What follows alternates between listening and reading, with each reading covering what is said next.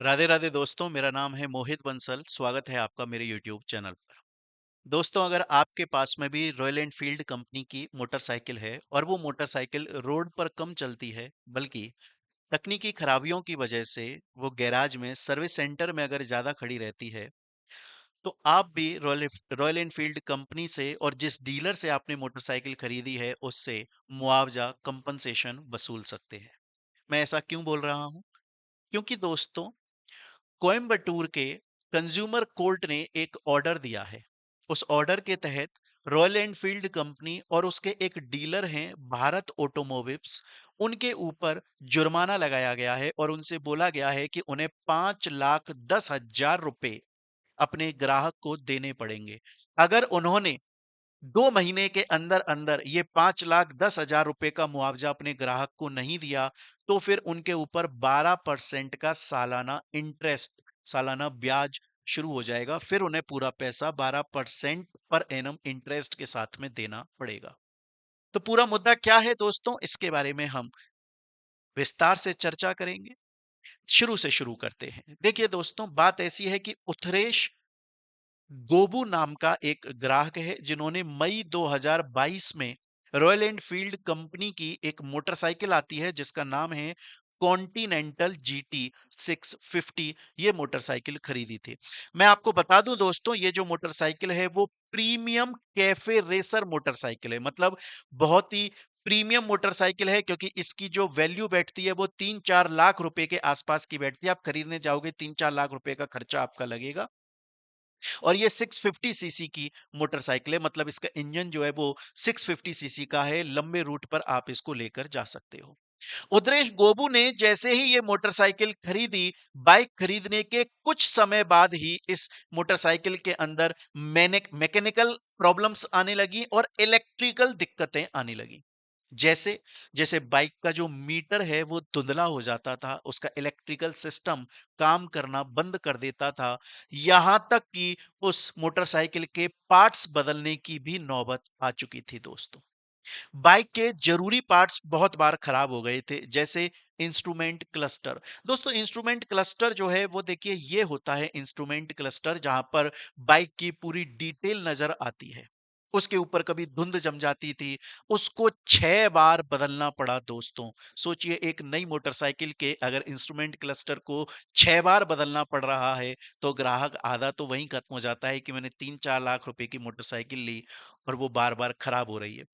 उस मोटरसाइकिल का की सेट जहां पर चाबी लगती है वो खराब हो गया, सस्पेंशन पार्ट खराब हो गए, थ्रॉटल बॉडी खराब हो गई, सेंसर, इलेक्ट्रिकल वायरिंग जो उसमें वायरिंग थी वो खराब हो गई। बेसिकली बोला जाए तो वो मोटरसाइकिल चलने लायक नहीं थी, पूरी तरह से खराब हो चुकी थी। उदरेश गोबू ने उस मोटरसाइकिल को इंडिया के बहुत सारे शहरों में रॉयल एनफील्ड का जहां जहां सर्विस सेंटर है वहां पर लेकर गए। जैसे जैसे वो कोयम्बटूर जहां से उन्होंने खरीदी थी वहां पर उसको सही कराने की कोशिश करी, नहीं हुई। पुणे में नहीं हुई, मुंबई में नहीं हुई, नवी मुंबई में नहीं हुई, नोएडा में नहीं हुई, नई दिल्ली में नहीं हुई, कुल्लू में नहीं हुई।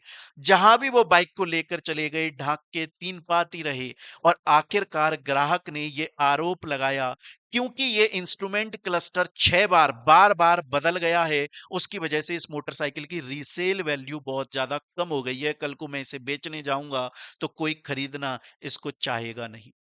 दोस्तों, मैं बता दूं, ये जो मोटरसाइकिल है वो 3.5 से 4 लाख रुपए की आती है। अगर आप 3.5 से 4 लाख रुपए की मोटरसाइकिल खरीदोगे तो आप चाहोगे कि आप उसे ज्यादा से ज्यादा चलाओ, लेकिन ये मोटरसाइकिल उदरेश गोबू ने खरीदी जरूर थी रोड पर चलाने के लिए, लेकिन ये 294 दिन गैराज में रही।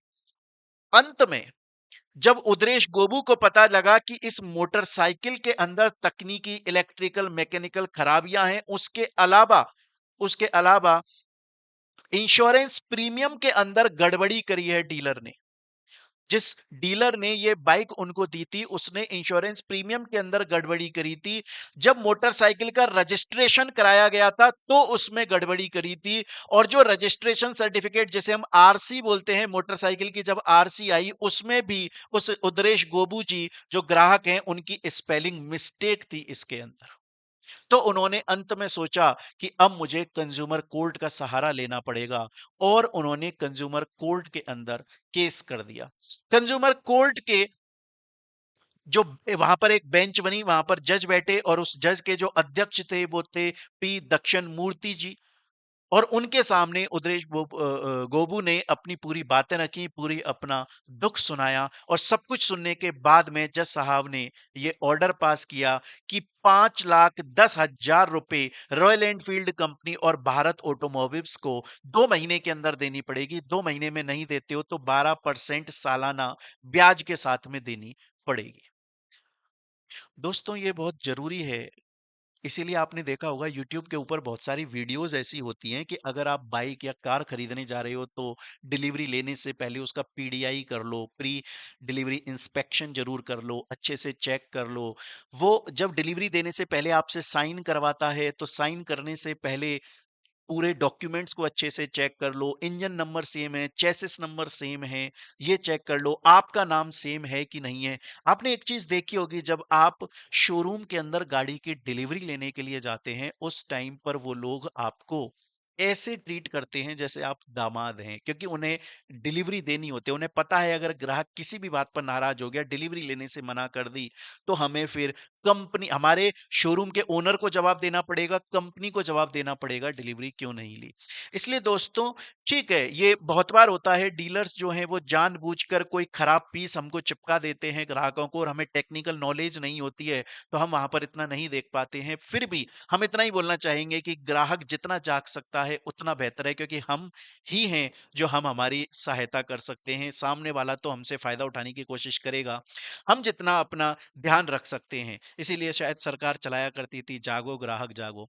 और दोस्तों, ये भी है कि अगर किसी ग्राहक को सच में कोई दुकानदार, कोई डीलर, कोई कंपनी इस तरीके से परेशान कर रही है, तो कंज्यूमर कोर्ट के पास में अंत में जाना चाहिए। बहुत सारे लोग कंज्यूमर कोर्ट के पास में इसलिए भी नहीं जाते हैं क्योंकि वो बोलते हैं कि यार कोर्ट कचहरी के चक्कर कौन लगाएगा। मैं मानता हूं कोर्ट कचहरी के चक्कर लगाने पड़ते हैं, मैं मानता हूं कि एक लंबा प्रोसेस होता है न्यायपालिका का और उसका ऑर्डर, उसका जजमेंट आने में काफी ज्यादा समय लग जाता है। मैं मानता हूं कि हमें अपनी जरूरी काम छोड़कर एक वकील हायर करना पड़ता है और फिर उसके बाद में कोर्ट में बार-बार जाना पड़ता है।